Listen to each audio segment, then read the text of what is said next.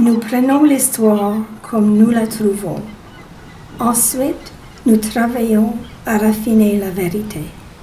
We take history as we find it, then work to refine the truth it contains. Une histoire très difficile à raconter, mais malheureusement, c'est la vérité. This is a hard history to relate, but it is the truth nonetheless.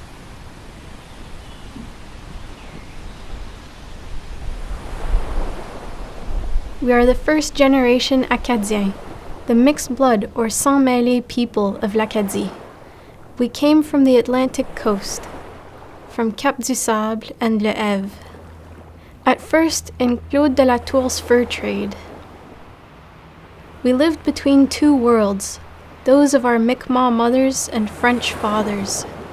We carried both people's tradition and culture into the future.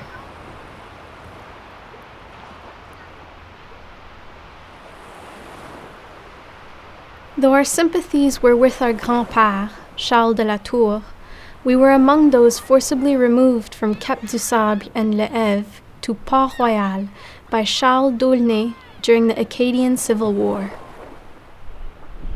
We gradually moved on and settled Rive-du-Dauphin, Grand-Pré, Mines, and Beaubassin.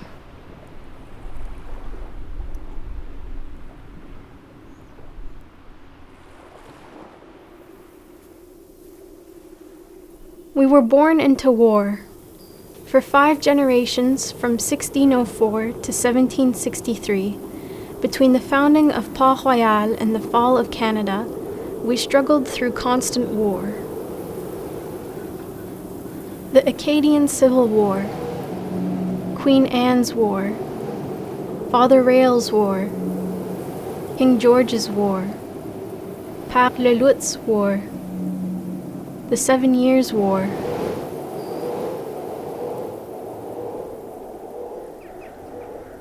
The English king never made a conquest of our land. The French crown gave l'Acadie, and we who were born to this soil, to the English king by the Treaty of Utrecht in 1741. And yet our priests, the French king, and his governor in Quebec expected our allegiance. Until the founding of Halifax in 1749, there were never more than 300 English soldiers in all of l'Acadie, and they were kept together behind the ramparts at Annapolis Royal for their own protection.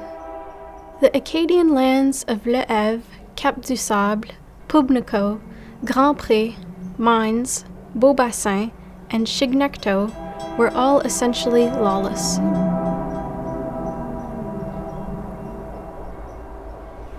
Though it was prohibited by the English, the neutral Acadians of Grand-Pré, Mines, and Beaubassin kept up a trade in wheat and beef to the French and Canadians at Louisbourg. Many Acadians became rich through this illegal trade, but the English could do nothing to stop it. As the struggle with the English deepened, we formed the Acadien militia, joining together through our blood relations the disaffected Acadians and the Mi'kmaq. The names of our leaders have mostly been forgotten, but the names of Joseph Beausoleil Broussard and our grand-père, Pierre Surette, live on forever. In February 1747, the neutral inhabitants of Grand-Pré, aware a surprise attack was planned, billeted a regiment of American provincial soldiers, young boys mostly, in their homes. At 3 a.m. on February 11th, in the midst of a fierce blizzard, a force of Canadians, Mi'kmaq, and the Acadien militia attacked and massacred the young soldiers in their beds. 140 were killed. The English never forgot or forgave the inhabitants of Grand-Pré for their duplicity. By 1749, the English were determined to take control of l'Acadie. Weakened by the smallpox the French brought to Chibucto in the failed d'Anville expedition, the Mi'kmaq were a reduced force. The remaining Mi'kmaq warriors and Acadien militia moved to Beauséjour, where Père Le Loutre ordered the burning of Beaubassin and the forced removal of the inhabitants across the Missaguash into Canada. We did as we were ordered, but this action brought great suffering to our people.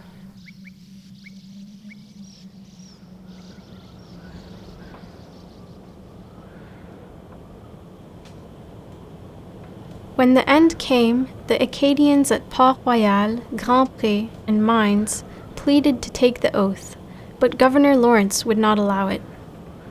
The inhabitants played both ends of the game, claiming neutrality while supporting the insurgency, then blaming the Mi'kmaq. Finally, soldiers from the same American regiments who were massacred in 1743 at Grand-Pré came back in 1755 to clear the Acadians off their lands. Those who were not deported crossed the Tintamarre and moved into the Chignecto.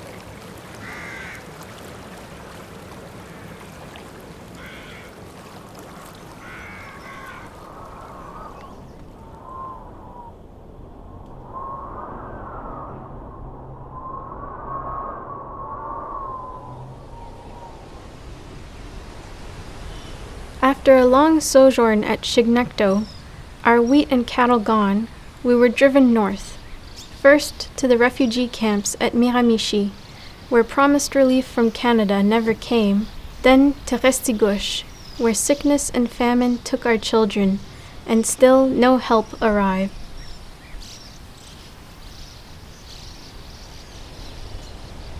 It was during this sad dislocation and famine our sans-mêlée grand-mère created the pâte râpure, or rappy pie, the traditional Christmas meal we celebrate today.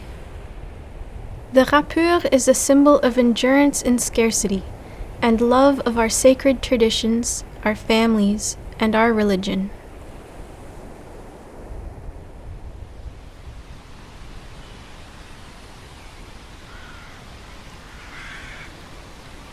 Soon we came to realize the Canadians would not help us and our cause was lost.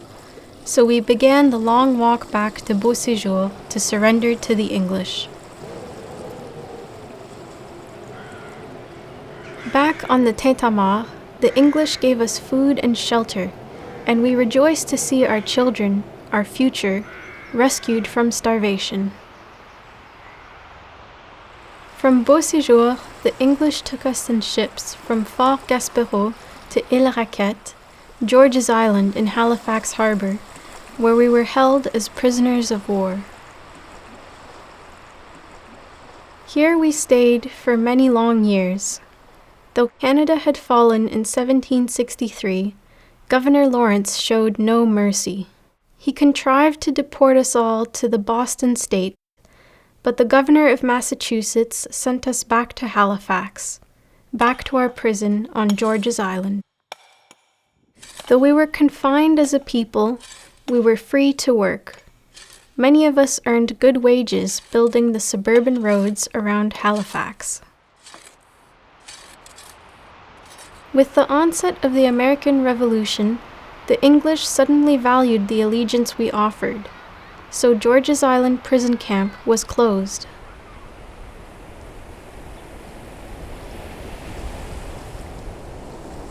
Some of us went with Joseph Beausoleil Broussard to Haiti and then Louisiana, while we went first to Chesapeake, then back to where we started some 140 years before, to Cap du Sable, where we spread throughout southwest Nova Scotia.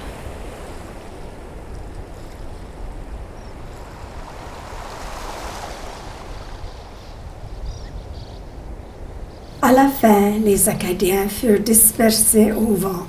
Certains ne reverront jamais leur terre patrie. Mais nous, les sans-mêlés, sommes toujours ici, sur notre terre ancestrale. In the end, the Acadiens were scattered to the wind, some never to see their homeland again. But we, the sans-mêlés, are still here in our ancestral land. Terre la Tour, Terre la Tour, terre d'Entremont, Terre d'Entremont, Terre-Meuse, Terre Muise, Terre Doucet, Terre Doucette, Terre Surette, Terre Surette, Terre Potier, Terre Potier, Terre Leblanc, Terre Leblanc, le Québec. the Quebec,